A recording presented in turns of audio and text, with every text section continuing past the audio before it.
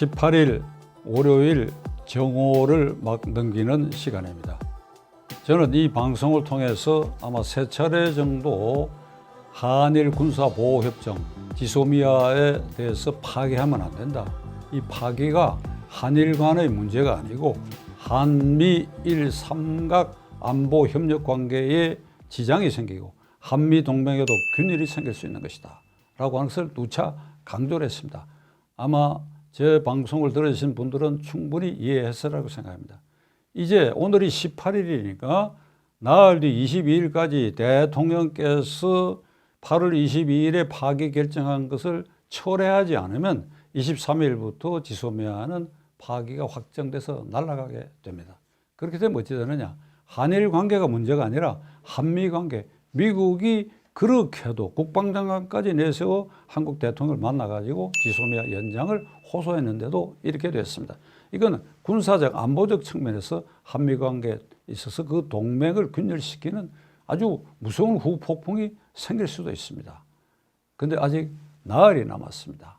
이제 이 문제를 해결할 수 있는 방법은 대통령께서 이것을 철회해야 되는데 그 철회를 설득할 수 있는 정부 내의 유일한 사람이 60만 대군의 군정권을 가지고 있는 국방장관 전경두 장관입니다.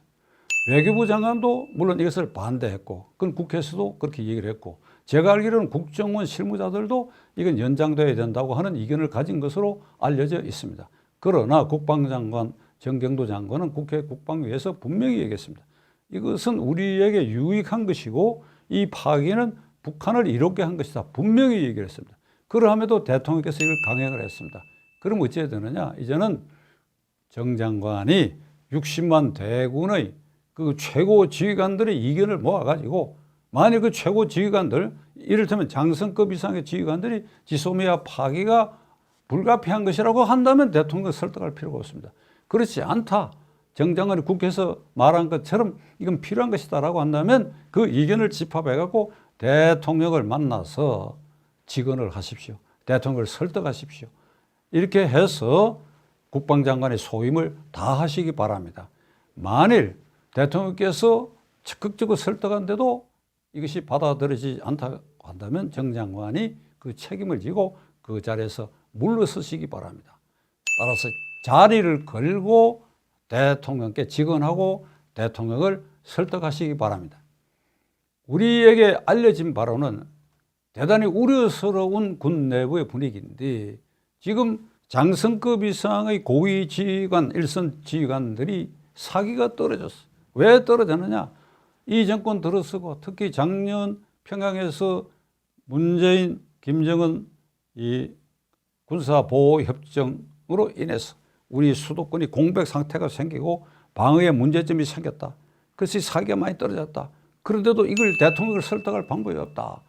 이런 우려가 많이 알려져 있는데 지금 아주 심각한 상황이라고 하지 않을 수 없습니다. 군대의 사기가 떨어진다고 하는 것은 국토방해에 있어서 큰 구멍이 생기는 것이나 마찬가지입니다. 군대는 항상 상무정신에 투철해야 됩니다. 그 고급 지휘관들일수록 상무정신에 투철해야 됩니다. 화랑도의 임전무태의 정신 그리고 충무공의 상류 12척의 정신에 언제나 투철한 생각을 갖고 있어야 됩니다. 충무공은 말씀하셨지요.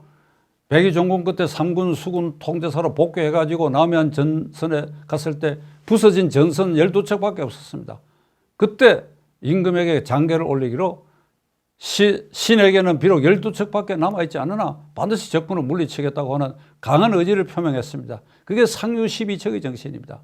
군은 모름지기 이런 상무정신, 이런 정신을 가져야 됩니다. 그런데 지소미아가 파기되는 것이 이 군에 어떤 영향을 미칠 것이다. 우리 방어력에 어떤 영향을 미칠 것이다 라고 알고 있음에도 이걸 제대로 최고 통수권자인 대통령에게 직언도 할 수 없고 한다면 그거는 쓸모없는 군대고 그리고 그 최고 군정권을 가지고 있는 국방장관으로서 그 소임을 당하는 자세가 절대 아니지요. 따라서 정경두 장관은 결단을 내리시기 바랍니다. 정경두 장관 자신이 전투 조종사로서 우리 영공을 지킨 상무정신에 투철한 분이 아니십니까? 대통령을 설득하시기 바랍니다.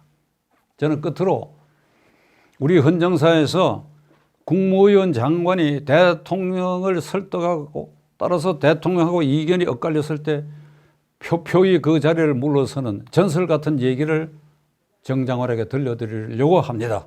1951년 2월 6.25 전쟁이 한창일 때 경상남도 거창군 신원면에서 육군 12.1사단 예하 대대에서 양민 약 200명을 무차별로 학살한 사건이 일어났습니다.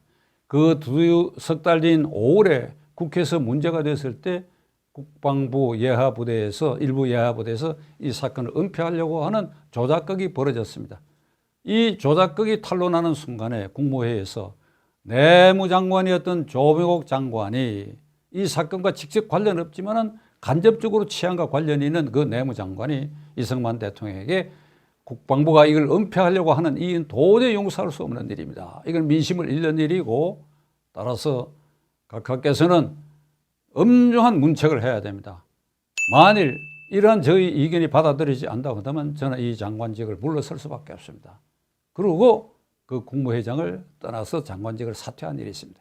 이게 대통령을 설득해서 벽에 부딪혔을 때 장관이 어떻게 태도를 취해야 되느냐 하는 전설 같은 얘기가 내려오고 있습니다.